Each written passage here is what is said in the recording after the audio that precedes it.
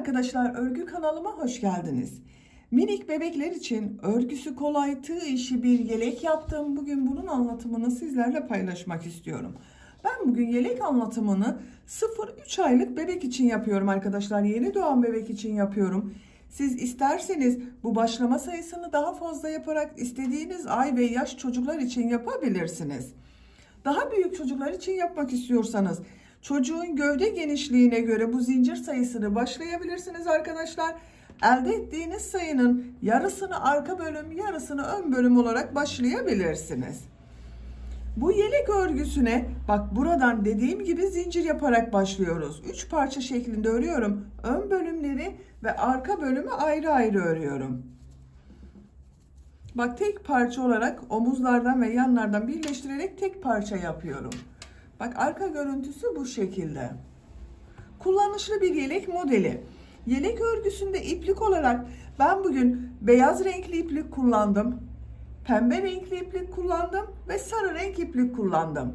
Ben bugün bu renk iplikleri kullanarak bir kız bebek için yaptım bu yeleği. Siz farklı renk iplikler kullanarak erkek bebekler için de aynı modeli yapabilirsiniz. Bak, 3 tane de düğme yaptım buraya. Tığ olarak da 5 numara 3 milimetre tığ kullandım. Siz elinizin sıklığına, iplik kalınlığına göre istediğiniz numara tığları kullanabilirsiniz arkadaşlar. İplik markası da tercihinize ve elinizde bulunan her marka iplikler ile bu yelek örgüsünü yapabilirsiniz. Yeleğin bitmiş olarak size ölçülerini de söylüyorum, fikriniz olsun. Bak, kol altının buradan gövde genişliğini ölçüyorum. 24 santimetre. Yüksekliğini ölçüyorum. Tam yüksekliğini ölçüyorum. 26 santimetre. Kol altından yüksekliğini ölçüyorum. 15 santimetre. Bu da 0-3 aylık bebek için güzel bir ölçü oldu. İpliği, tığ hazırlayalım. Hep birlikte bu yeleğin örgüsüne başlayalım. Örgü kanalıma abone değilseniz abone olmayı unutmayın lütfen. Örgü kanalıma abone olmak ücretsiz. Örgü kanalıma ücretsiz abone olup orada bulunan zil şeklinde dokunarak açık yaparsanız kanalıma video yüklediğim zaman ilk önce size bildirim gelir. Örgülerimden herkesten önce sizin haberiniz olur. İzlediğiniz videolarıma beğeni ve yorumlarınızı da yaparsanız çok sevinirim arkadaşlar. Hepinize kolay gelsin, iyi çalışmalar.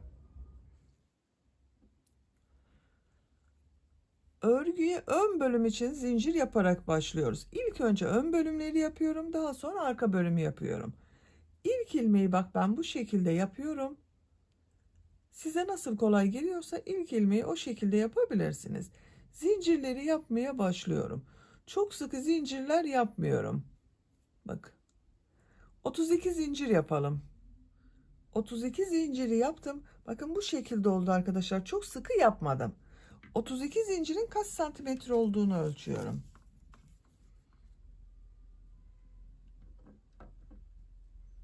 ...13 santimetre zincir uzunluğu var. Benim elimin sıklığına göre 13 santimetre için 32 zincir yaptım.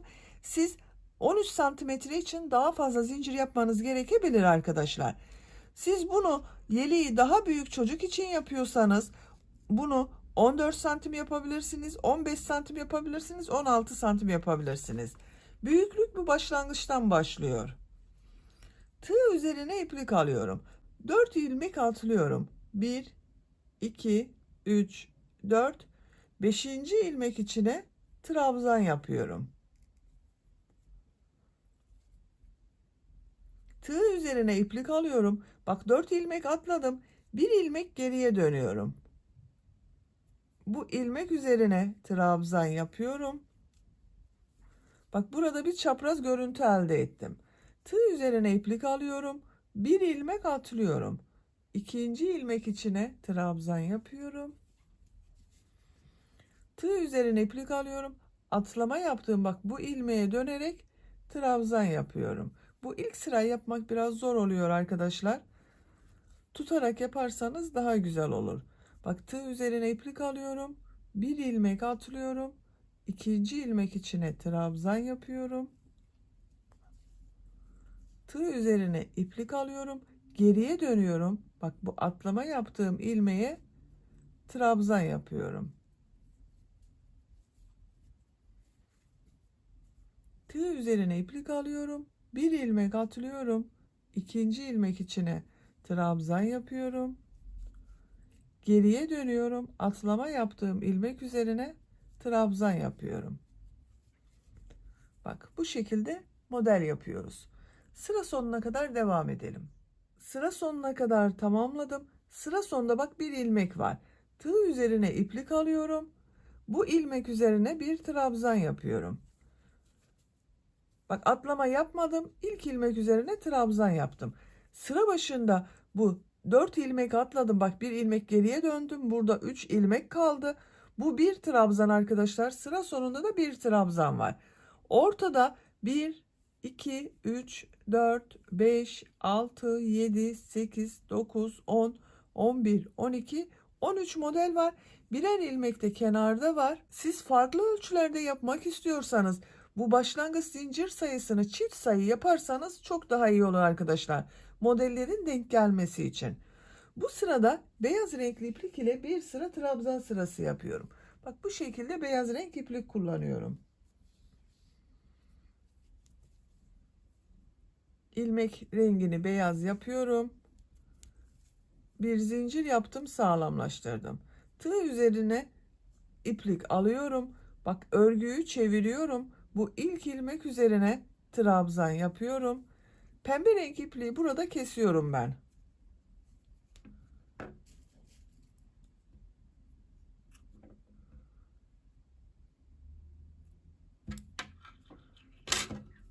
Trabzan sırası yapıyoruz. Her ilmek üzerine bir trabzan yapıyorum.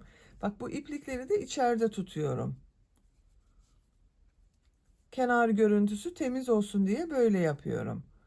Diğer ilmeklere de birer defa trabzan yapıyorum.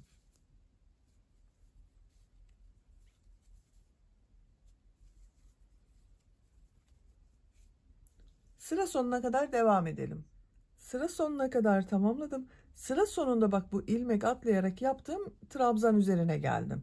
Tığ üzerine iplik alıyorum. Bu ilk zincir üzerine bak trabzan yapıyorum.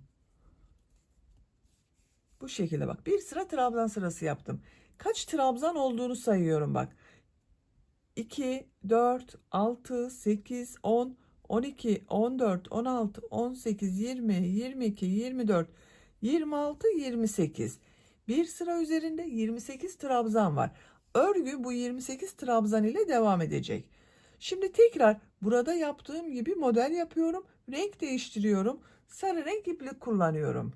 Bak bu şekilde bir tatlı sarı renk var. Bununla başlıyorum. Beyaz renk ipliği kesmiyorum. Bak ilmek rengini sarı renkli yapıyorum.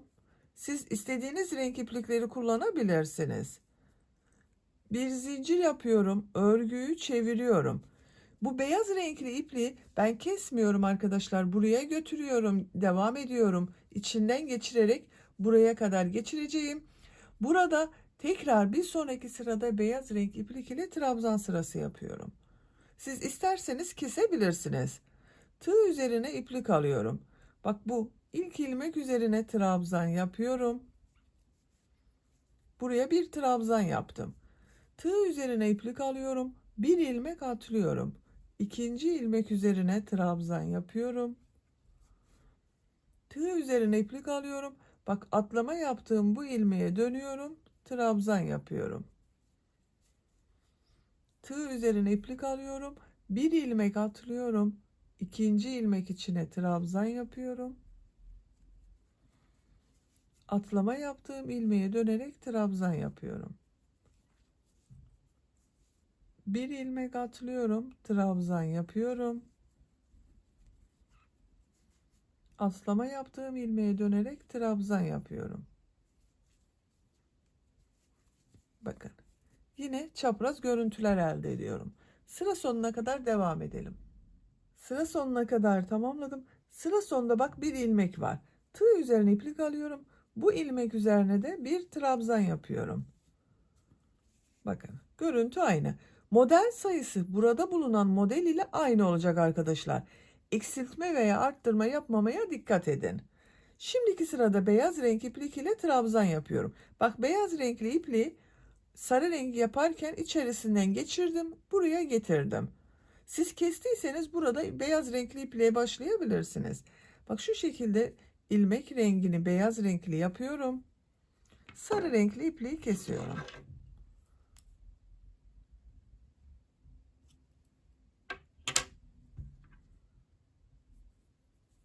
Bir zincir yapıyorum, örgüyü çeviriyorum. Beyaz renk iplik ile trabzan sırası yapıyorum. Bak her ilmek üzerine bir trabzan yapıyorum.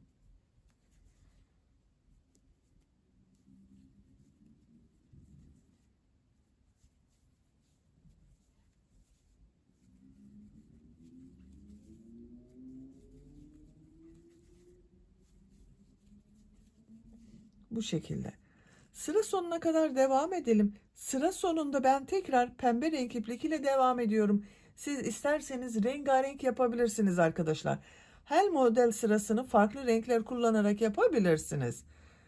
Bu şekilde model sıralarını tekrarlayarak bak bir sıra model bir sıra trabzan sırası yapıyorum. Kol altı yapacağımız yere kadar gövde örgüsünü tamamlayalım.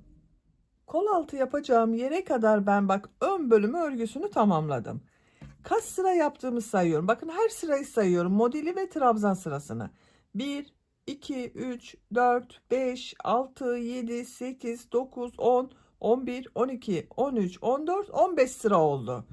Buradan itibaren kol kesimi yapacağız. Sarı renkli ipliği kesiyorum.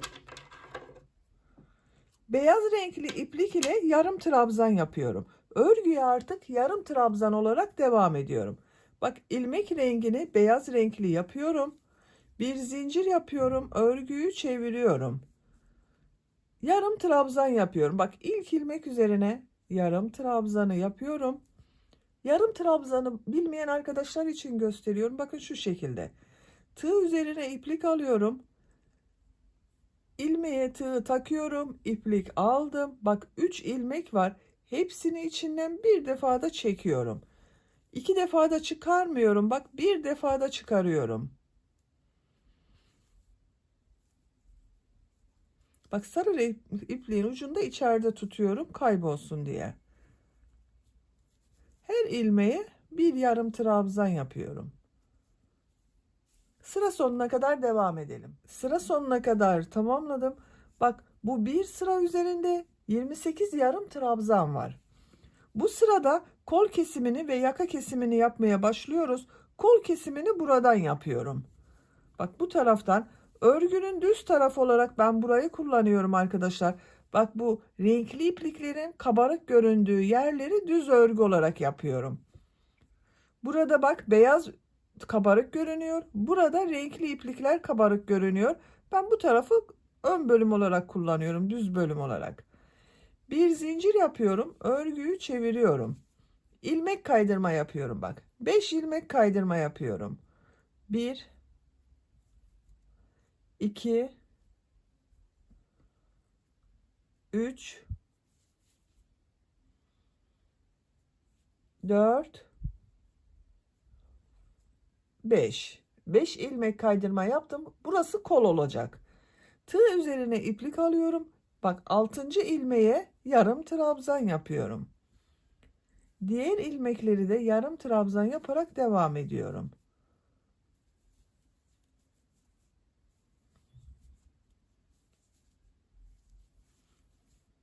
Sıra sonunda 2 ilmek kalasıya kadar devam edelim. Burada yaka kesmesi yapacağız. Sıra sonuna kadar tamamladım. Sıra sonunda 1 2 ilmek var. Bu 2 ilmeği tek ilmek yaparak kesme yapıyorum. Tığ üzerine iplik alıyorum. İlmeğe tığ takıyorum. İplik aldım, çektim. Bak tığ üzerinde 3 ilmek var. Diğer ilmeğe tığ takıyorum. İplik aldım, çektim. Bak tığ üzerinde 4 ilmek var. Hepsini içinden bir defada çekiyorum. Bak 2 ilmeği tek ilmek yaptım burada. Bir zincir yapıyorum. Örgüyü çeviriyorum. Bu ilk ilmek üzerine atlıyorum. Bak bunu atlıyorum, kesme yapıyorum. Tığ üzerine iplik alıyorum. Bu ilk ilmeği atlıyorum. İkinci ilmek üzerine yarım trabzan yapıyorum. Bak burada da bir kesme yaptım. Diğer ilmeklere yarım trabzan yaparak devam ediyorum.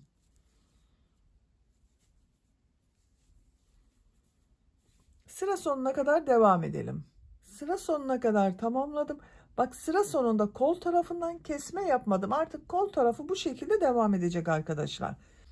Bir zincir yapıyorum, örgüyü çeviriyorum. Bak kesme yapmıyorum kol tarafından. İlk ilmek üzerine yarım trabzan yapıyorum.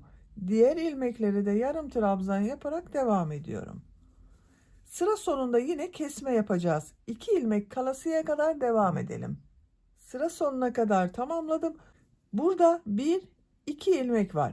Bu 2 ilmeği tek ilmek yapıyorum. Bak tığ üzerine iplik alıyorum. Şu şekilde yaptım. Son ilmekten tığdan iplik aldım. Bak ikisini birlikte yapıyorum. Bir zincir yapıyorum, örgüyü çeviriyorum. Bak burada kesme yaptım yine arkadaşlar. Tığ üzerine iplik alıyorum. Bu ilk ilmeği atlıyorum. İkinci ilmek üzerine yarım trabzan yapıyorum. Diğer ilmekleri de yarım trabzan yaparak devam ediyorum.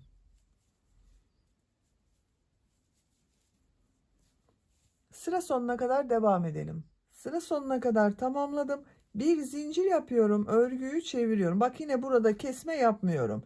Tığ üzerine iplik alıyorum. İlk ilmek üzerine yarım trabzan yapıyorum. Diğerlerinde yarım trabzan yaparak devam ediyorum. Sıra sonunda 2 ilmek kalasıya kadar devam edelim. Sıra sonunda 2 ilmek kaldı. 2 ilmeği birlikte yapıyorum bak.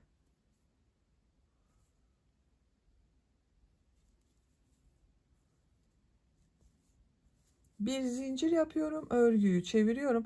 Bak görüntüsü böyle oluyor. Kesme yapıyorum. Her sırada gelince ve dönüşte kesmeler yapıyorum. Tığ üzerine iplik alıyorum. Bu bir ilmeği atlıyorum bak. Bunun üzerine yarım trabzan yapmıyorum. İkinci ilmek üzerine yarım trabzan yapıyorum.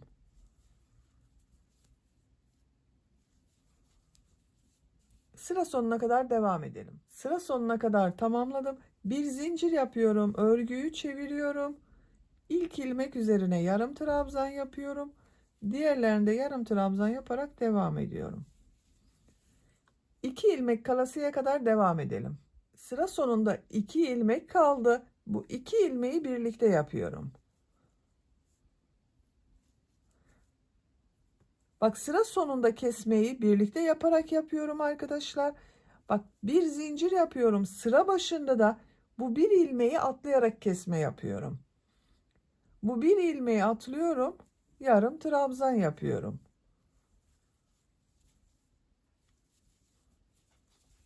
Sıra sonuna kadar devam edelim. Bir zincir yapıp geriye dönelim. Buraya da 2 ilmek kalasıya kadar tamamlayalım. Sıra sonuna kadar yaptım. Bir zincir yaptım. Geriye döndüm. Yarım trabzan yaptım. Bak burada 2 ilmek var. 2 ilmeği birlikte yarım trabzan yapıyorum. Bir zincir yapıyorum. Örgüyü çeviriyorum. Bir ilmek atlıyorum. İkinci ilmek üzerine yarım trabzan yapıyorum. Sıra sonuna kadar devam edelim. Burada 2 ilmek kalasıya kadar tamamlayalım. Sıra sonuna kadar tamamladım. Bir zincir yaptım. Geriye döndüm. Bak burada arkadaşlar 2, 4, 6, 8, 10, 11 yarım trabzan oldu. Burada 2 ilmek var. İkisini birlikte yapıyorum. Kesme yaptım. 10 yarım trabzan kalasıya kadar kesmelere devam ediyorum bak. Bir zincir yapıyorum. Örgüyü çeviriyorum. Bir ilmek atlıyorum. Yarım trabzan yapıyorum. Sıra sonuna kadar devam edelim. Sıra sonuna kadar tamamladım. Bak bu bir sırada 11 yarım trabzan var. Bir zincir yapıyorum. Örgüyü çeviriyorum. Bir yarım trabzan daha burada kesme yapıyorum. İlk ilmek üzerine yarım trabzan yapıyorum. Sıra sonunda 2 ilmek kalasıya kadar devam edelim. Sıra sonunda 2 ilmek kalasıya kadar yarım trabzanı yaptım. İkisini birlikte yapıyorum. Bir zincir yapıyorum. Örgüyü çeviriyorum. Bak 1, 2, 3, 4, 5, 6, 7, 8, 9, 10 yarım trabzan var. Artık bu ön bölümden kesme yapmıyorum. Bak düz devam ediyorum. İlk ilmek üzerine yarım trabzan yapıyorum. Diğer ilmekleri de yarım trabzan yaparak devam ediyorum.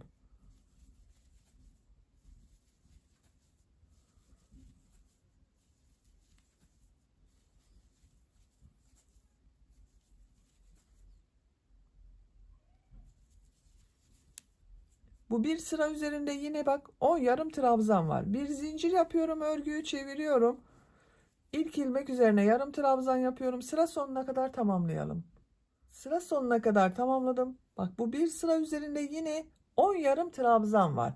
Bir zincir yapıyorum, örgüyü çeviriyorum. İlk ilmek üzerine yarım trabzan yapıyorum. Bak kesme yapmıyorum. Diğer ilmeklerde yarım trabzan yaparak devam ediyorum. Sıra sonuna kadar tamamlayalım. Sıra sonuna kadar tamamladım. Bir zincir yapıyorum, örgüyü çeviriyorum. İlk ilmek üzerine yarım trabzan yapıyorum. Sıra sonuna kadar tamamlayalım. Sıra sonuna kadar tamamladım. Bak bu bir sırada yine 10 yarım trabzan var. İpliği burada kesiyorum ben arkadaşlar. Benim yapacağım ölçü için bu yükseklik yeterli. Kaç sıra yaptığımı sayıyorum. Bak bu kol kesimi yaptığım yerden sonra bir sıra yarım trabzan yaptım. Sonra kol kesmeye başladım. 1 bak bu kabarık görünenler 2, 4, 6, 8, 10, 12, 14, 16, 17 sıra oldu bu kol kesimi yaptığım yer. Siz bu yeleği 1 yaşındaki bir çocuk için yapıyorsanız bu kesmeyi 6 yarım trabzan yaparak bu şekilde devam edebilirsiniz. Başka yapmanız gereken bir şey yok. Bu yaka kesmesini de ben 10 ilmek bıraktım. Siz 11, 12 trabzan bırakarak kesmeyi bırakabilirsiniz arkadaşlar. Bu şekilde 1 yaş çocuk için yapabilirsiniz. Şimdi diğer ön bölümü yapacağız. Diğer ön bölümün örgüsünü bak ben hazırladım. Bunun aynısını yapıyoruz. Aynı sayıda başlıyorum. 32 zincir ile başladım. Bak buraya kadar aynısını yaptım. Sadece kesmeleri bak bunu burada kesme yaptım. Bunda da diğer tarafta kesme yapacağız. Bir zincir yapıyorum, örgüyü çeviriyorum. Yine bir sıra yarım trabzan yapıyorum. Her ilmek üzerine bir yarım trabzan yapıyorum.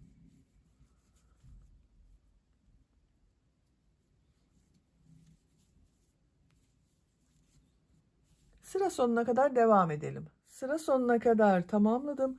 Bu bir sıra üzerinde 28 yarım trabzan var. Bakın şu şekilde yerleştiriyorum. Bakın burada dikkat etmeniz gereken arkadaşlar bak bu renkli olanlar bir tarafta kabarık görünüyor.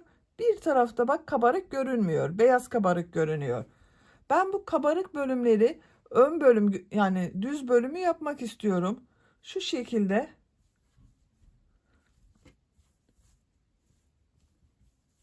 Bak buradan yaka kesmesi yapıyorum.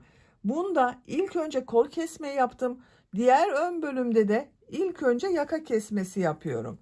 Bir zincir yapıyorum. Örgüyü çeviriyorum. Bu bir ilmeği atlıyorum. İkinci ilmek üzerine yarım trabzan yapıyorum. Diğer ilmekleri de yarım trabzan yaparak devam ediyorum. Bak burada bir ilmek atlayarak bir kesme yaptım. Sıra sonunda 5 ilmek kalasıya kadar devam edelim. Sıra sonunda 5 ilmek kalasıya kadar bak yarım trabzanı yaptım. Sayıyorum 1, 2, 3, 4, 5. Bu 5 ilmeği boş bırakıyorum bak. Bir zincir yapıyorum. Örgüyü çeviriyorum. Burası kol kesme oldu. İlk ilmek üzerine yarım trabzan yapıyorum. Kol tarafından başka kesme yapmıyordum. Diğer ilmeklere yarım trabzan yaparak devam ediyorum. Sıra sonunda 2 ilmek kalasıya kadar devam edelim. Sıra sonunda 2 ilmek kalasıya kadar yarım trabzanı yaptım. Tığ üzerine iplik alıyorum. Bu 2 ilmeği birlikte yaparak kesme yapıyorum bak.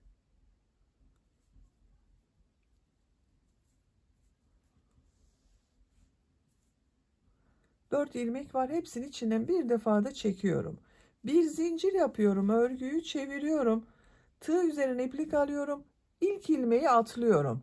İkinci ilmek içine yarım trabzan yapıyorum. Diğer ilmeklere yarım trabzan yaparak devam ediyorum. Sıra sonuna kadar devam edelim. Sıra sonuna kadar tamamladım. Bir zincir yapıyorum. Bak burada yine kesme yapmıyorum. Kol tarafında kesme yapmıyorum. İlk ilmek üzerine yarım trabzan yapıyorum. Diğer ilmeklere yarım trabzan yaparak devam ediyorum. Sıra sonunda 2 ilmek kalasıya kadar devam edelim. Sıra sonunda 2 ilmek kaldı bak. 2 ilmeği birlikte yapıyorum. Bir zincir yapıyorum, örgüyü çeviriyorum, tığ üzerine iplik alıyorum, bir ilmeği atlıyorum, ikinci ilmek üzerine yarım trabzan yapıyorum. Bu ön bölümde yaptığımızın aynısı arkadaşlar. Her sırada hem gelirken hem dönüşte kesmeleri yapalım. Bunda 10 ilmek kalasıya kadar kesme yaptım. Sonra 10 ilmek ile bak düz devam ettim.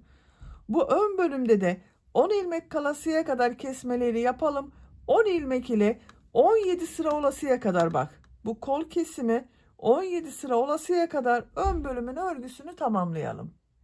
Diğer ön bölümün örgüsünü de bak 10 yarım trabzan ile bitirdim arkadaşlar.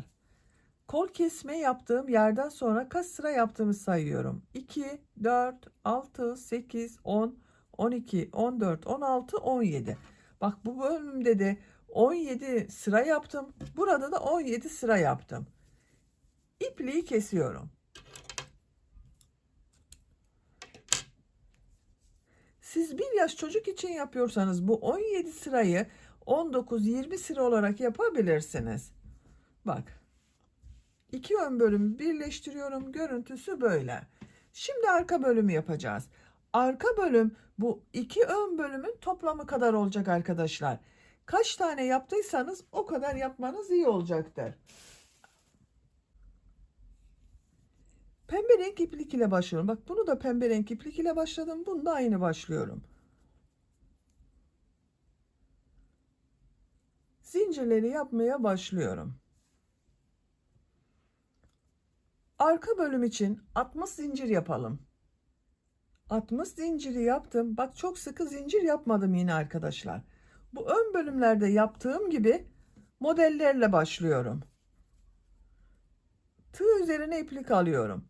4 ilmek atlıyorum. 1, 2, 3, 4. 5. ilmek içine trabzan yapıyorum. Tığ üzerine iplik alıyorum. Atlama yaptığım bak bu ilk zincir üzerine bir trabzan yapıyorum.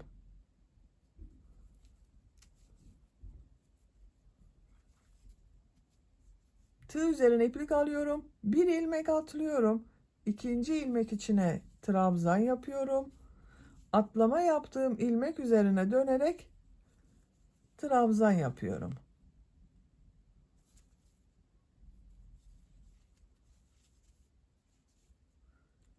Bir ilmek atlıyorum. İkinci ilmek içine trabzan yapıyorum. Atlama yaptığım ilmek üzerine dönerek trabzan yapıyorum. Bu şekilde bak. Sıra sonuna kadar devam edelim. Sıra sonuna kadar bak modelleri yaptım. Son modeli de yaptım arkadaşlar. Burada bir ilmek kaldı. Son ilmek üzerine bir trabzan yapıyorum. Bakın. Kaç model yaptığımı sayıyorum. 2, 4, 6, 8, 10, 12, 14, 16, 18, 20, 22, 24, 26, 27 model oldu. Şimdiki sırada beyaz renk iplik ile trabzan sırası yapıyorum. Bak bu şekilde bir beyaz iplik kullanıyorum.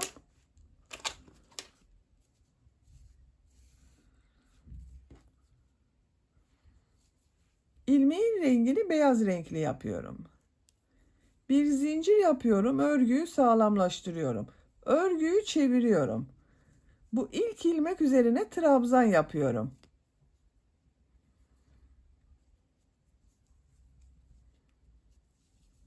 Bak bu ipliği de arada tutuyorum arkadaşlar. Diğer ilmeklere de birer defa trabzan yapıyorum. Her ilmek üzerine bir trabzan yapıyoruz.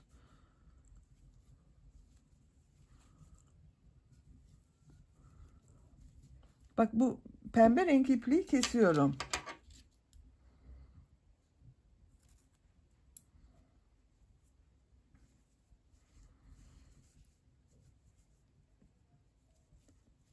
Diğer renk ipliklere trabzan yaparak sıra sonuna kadar devam edelim.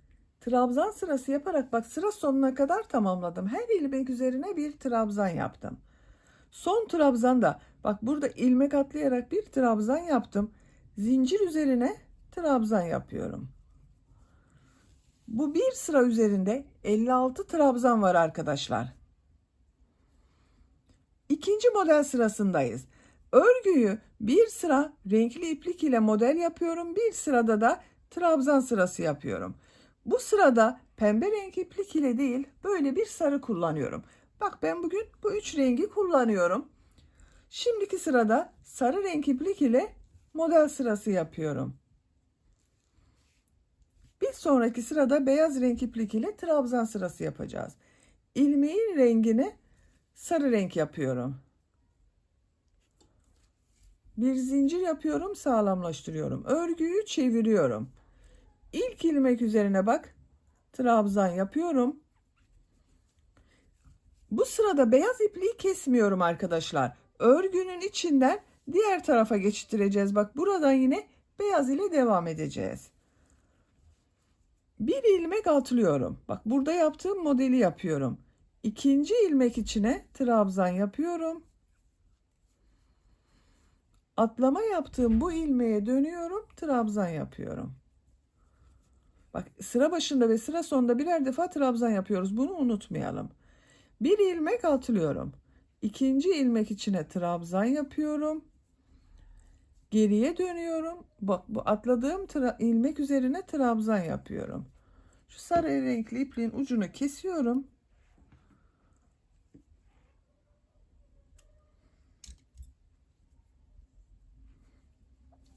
Bak beyaz ipliği devam ediyorum arkadaşlar. Arada tutuyorum. Bir ilmek atlıyorum.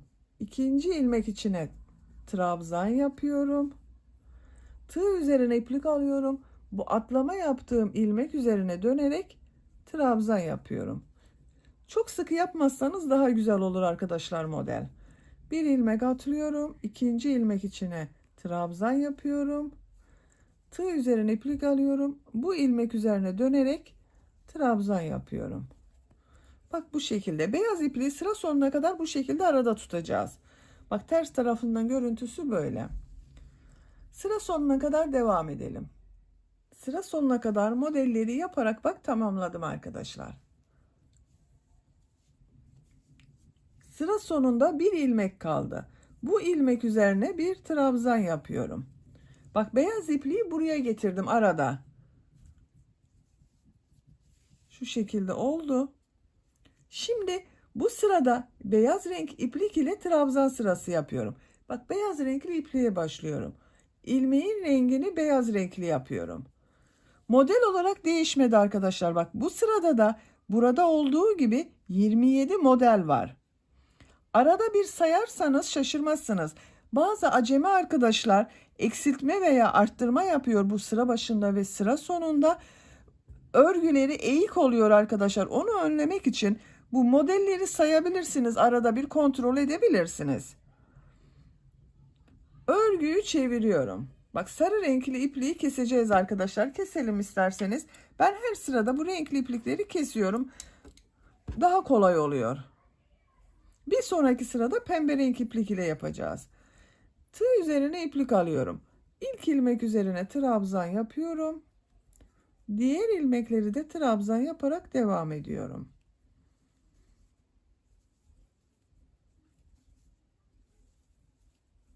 Her ilmek üzerine bir trabzan yapıyorum. Sıra sonuna kadar devam edelim. Her ilmeğe birer defa trabzan yaparak bak sıra sonuna kadar tamamladım. Model sırasındayım. Bu sırada modeli pembe renkli iplik ile yapıyorum. İlmeğin rengini pembe renkli yapıyorum. Siz hangi renk ile yapıyorsanız o olacaktır arkadaşlar. Bir zincir yapıyorum. Örgüyü çeviriyorum. Bak beyaz ipliği yine içeride tutuyorum. Diğer tarafa geçiriyorum. İlk ilmek üzerine trabzan yapıyorum. Bir ilmek atlıyorum. İkinci ilmek üzerine trabzan yapıyorum. Geriye dönüyorum. Trabzan yapıyorum. Modelleri yapıyoruz. Bak bir ilmek atlıyorum. Bir trabzan yapıyorum. Atlama yaptığım ilmeğe dönerek trabzan yapıyoruz.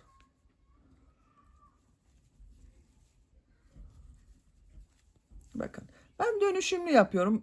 Bu iki renk ile modeller yapıyorum arkadaşlar. Bir sırada pembe renk, bir sırada sarı renkli model yapıyorum. Siz rengarenk de yapabilirsiniz bunu. Sıra sonuna kadar devam edelim. Bir zincir yapıp geriye dönelim. Beyaz renkli iplik ile, bak beyaz renkli ipliği içeride devam ediyorum. Buraya geçecek arkadaşlar. Buradan beyaz renkli ipliğe devam edebilirsiniz. Yapacak olduğunuz çocuğun büyüklüğüne göre gövde yüksekliğini kol altına kadar tamamlayalım. Arka bölümün örgüsünde bak kol altı yapacağım yere kadar 15 sıra olarak yaptım. 2, 4, 6, 8, 10, 12, 14, 15. Ön bölümleri de bak kol altına kadar 15 sıra yaptım. Sonra bu beyaz renkli iplik ile yarım trabzana başladım. Arka bölümünde aynı yaptım. Bir sıra yarım trabzan yapıyorum. Bak beyaz renk iplik ile. Bir zincir yapıyorum. Örgüyü çeviriyorum. İlk ilmek üzerine yarım trabzan yapıyorum. Diğer ilmeklere de yarım trabzan yaparak devam ediyorum. Sıra sonuna kadar devam edelim. Sıra sonuna kadar tamamladım. Bu bir sıra üzerinde 56 yarım trabzan var. Bir zincir yapıyorum. Örgüyü çeviriyorum.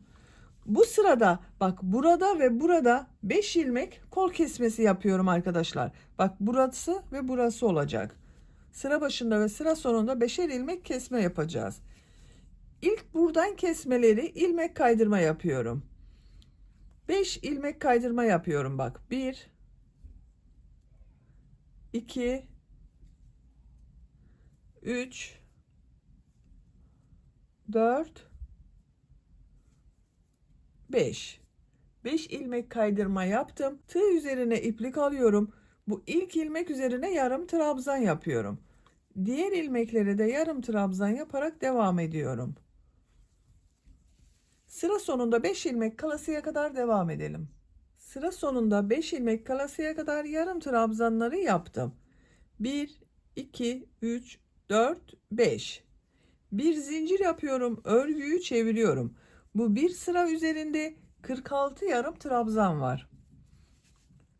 İlk ilmek üzerine yarım trabzan yapıyorum. Diğer ilmekleri de yarım trabzan yaparak devam ediyorum. Sıra sonuna kadar devam edelim. Sıra sonuna kadar tamamladım. Bir zincir yapıyorum, örgüyü çeviriyorum. İlk ilmek üzerine yarım trabzan yapıyorum. Diğer ilmeklere de yarım trabzan yaparak devam ediyorum. Bakın arkadaşlar. Bu sırada yine 46 yarım trabzan var. Örgü artık bu 46 trabzan ile devam edecek. Ön bölümün bak bu kol kesimini siz kaç sıra yaptıysanız burayı da o kadar sıra yapacağız arkadaşlar. Ben 17 sıra yaptım. Bu arka bölümün kol kesimi yaptığım yerden sonra 17 sıra olarak tamamlayalım. Arka bölüm örgüsünü kol kesimi yaptığım yerden sonra 17 sıra olarak tamamladım. Sayıyorum. 1, 2, 3, 4, 5, 6, 7, 8, 9, 10, 11, 12, 13, 14, 15, 16, 17. Bak buraya kadar tamamladım. Ön bölümleri de aynı 17 sıra yaptım. Şimdi ön bölümleriyle arka bölümleri birleştiriyorum. İlk önce bu omuz bölümünü birleştiriyorum. Örgünün şekline bakıyorum arkadaşlar. Bak bu renkli yaptığım yerde bu taraf kabarık görünüyor görüntü olarak. Diğer tarafta beyaz yer kabarık görünüyor. Ben renkli kabarık görünen tarafı örgünün düz tarafı olarak kullanmak istiyorum. Bak şu şekilde beyaz kabarık olan yeri örgünün içine getiriyorum. Bak bunu da şu şekilde yerleştiriyorum. Bir yerleştirmesini yapalım. Daha sonra birleştiririz. Bak diğerini de şu şekilde yerleştiriyorum. Bak iplik burada. İlk önce bu omuzu birleştiriyorum. Şu şekilde örgünün tersine çeviriyorum. Örgünün ters tarafından sık iğne olarak yapıyorum. Bak ön bölümün kol tarafından bu ilk ilmek üzerine tığı takıyorum. İlmeği içinden çekiyorum bak şu şekilde. Bir zincir yaptım, sağlamlaştırdım. İkinci ilmeğe tığ takıyorum. Karşıdan ikinci ilmeğe tığ takıyorum. Sık iğne yapıyorum. Bak, ilmeklerin karşılıklı gelmesine dikkat ediyorum. Zaten ön bölümde bu omuz için 10 ilmek ayırdım. 10 sık iğne yapıyorum arkadaşlar.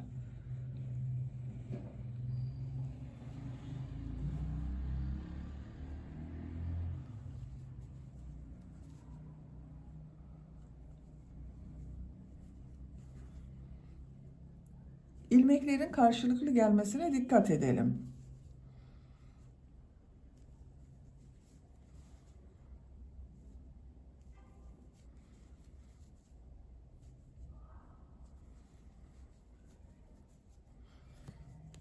Bak şimdi burada bitiriyorum, ipliği kesiyorum.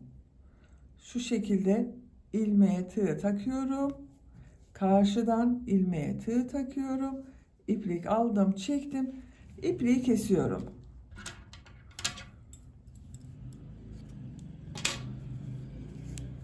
Bak. Örgünün düz taraftan görüntüsü böyle oldu. Diğer omuz örgüsünü de aynı şekilde birleştiriyorum. Bak yine kol tarafından birleştirme yapıyorum şu şekilde. Her iki ilmeği birleştirerek buradan bir ilmek yapıyorum. İkinci ilmeğe tığ takıyorum. Karşıdan ikinci ilmeğe tığ takıyorum. Bu şekilde birleştirelim. Sıra sonuna kadar bak iki tarafı birleştirdim. İpliği kesiyorum.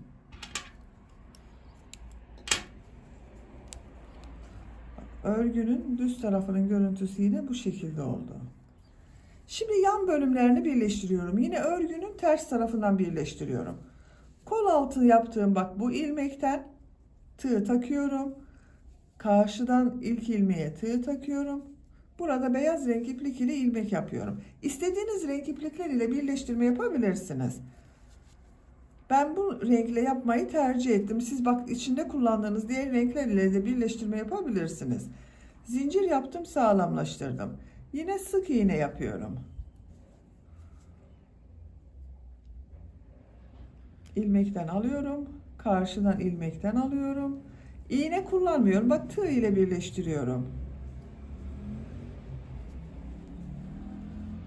Sıra sonuna kadar devam edelim. Diğer bölümü de bak burayı da aynı burada başladığımız gibi başlayıp birleştirme işlemini bitirelim. Sıra sonuna kadar sık iğne yaparak birleştirdiğim ipliği kestim. Diğer tarafı da bak aynı birleştirdim arkadaşlar. Birleştirme yaptığımız yerin bakın düz taraftan görüntüsü böyle. Renkler birbirinin devamı bak. Kaydırma yapmadım. Renkler ön ve arka bölümde birbirinin devamı olarak devam ediyor. Bak örgünün düz tarafının görüntüsü de böyle oldu.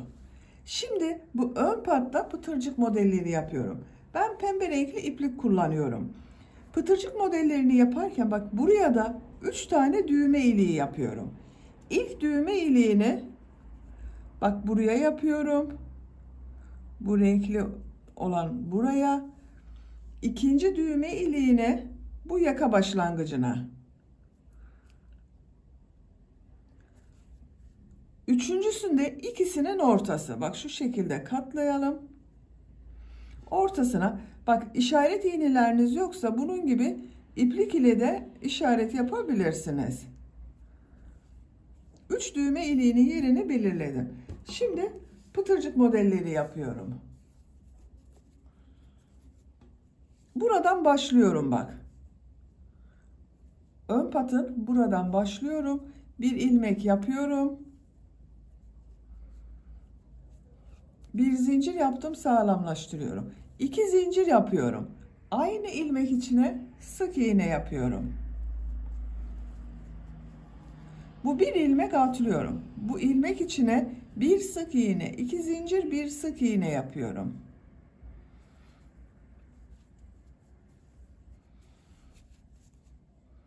Bu ilmeği atlıyorum. Bu ilmek içine bir sık iğne, 2 zincir, bir sık iğne yapıyorum. Bak bu şekilde pıtırcık modeli elde ediyorum. Bir atlıyorum, ikinci ilmek içine bir sık iğne, 2 zincir, bir sık iğne yapıyorum. Bir ilmek atlıyorum. Bak işareti çıkarıyorum arkadaşlar. Bir sık iğne, 2 zincir, bir sık iğne yapıyorum. Bak bu işareti çıkardığım buraya düğme iliği için 5 zincir yapacağız arkadaşlar. Bir sık iğne yapıyorum. Düğme iliği yapmak için 5 zincir yapıyorum. Siz dikecek olduğunuz düğmenin büyüklüğüne göre bunu 6 zincir de yapabilirsiniz. 4, 5. Aynı ilmeğe sık iğne yapıyorum. Bak bu şekilde bir düğme iliği oldu. Bir atlıyorum, ikinci ilmeğe bir sık iğne, 2 zincir, bir sık iğne yapıyorum.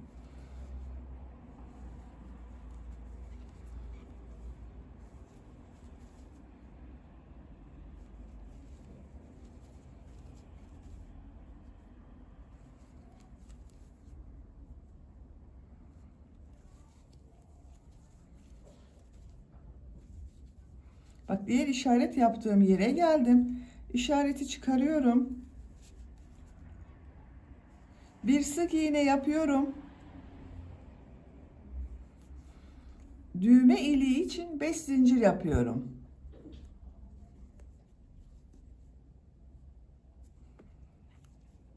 Aynı ilmek içine sık iğne yapıyorum. Bak iki düğme iliği arasına 4 pıtırcık yaptım arkadaşlar. Bu iki düğme iliği arasına da 4 pıtırcık yaparsanız görüntü olarak daha güzel görünür. İlk ilmek içine bir sık iğne yapıyorum, 2 zincir yapıyorum, bir sık iğne yapıyorum.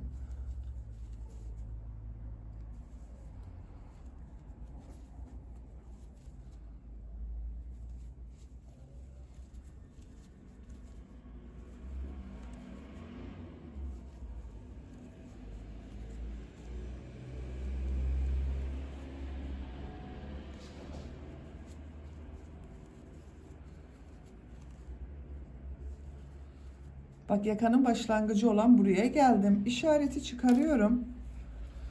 Bak buraya 4 pıtırcık yaptım. Buraya da 4 pıtırcık yaptım. Buraya bir sık iğne yapıyorum. Düğme iliği için 5 zincir yapıyorum. Aynı ilmek içine sık iğne yapıyorum. Bak 3. düğme iliğinde buraya yaptım. 1, 2, 3.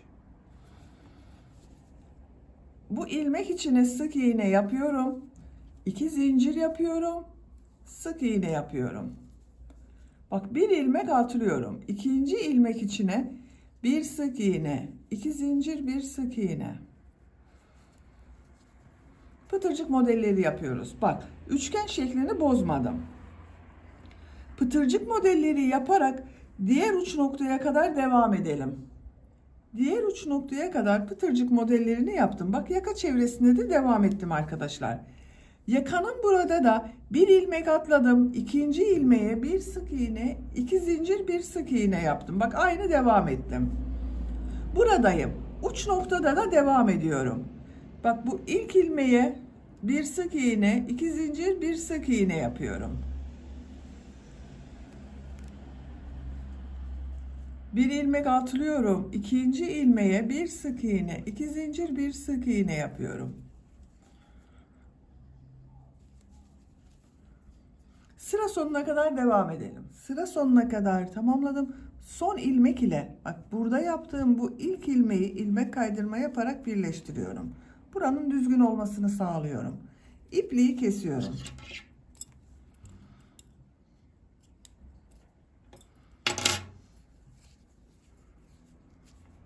Bakın arkadaşlar görüntü olarak böyle oldu. Bak yaka çevresini ve pat çevrelerini tamamladım. Kol çevresinde de burada yaptığım gibi pıtırcık yapıyorum. Bak bu kol örgüsünü ben yaptım. Diğer kol ucunu sizinle yapalım.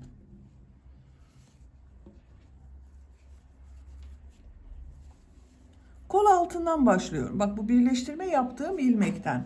Buradan bu renk ile bir ilmek yapıyorum. 2 zincir yapıyorum. Aynı ilmek içine sık iğne yapıyorum.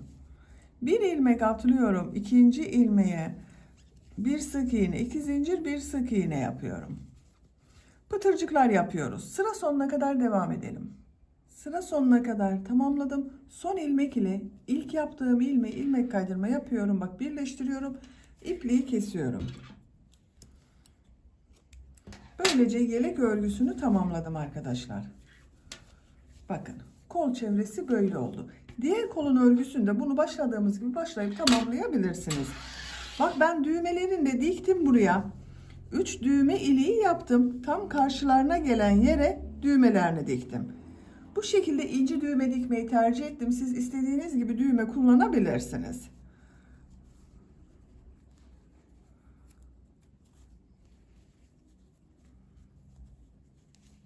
Bakın. Çok güzel ve kolay bir yelek yaptık. Arka görüntüsü bu şekilde. Bitmiş olarak size ölçülerini söylüyorum. Kol altının buradan gövde genişliğini ölçüyorum. 24 santimetre. Yüksekliğini ölçüyorum. Kol altından yükseklik 15 santimetre.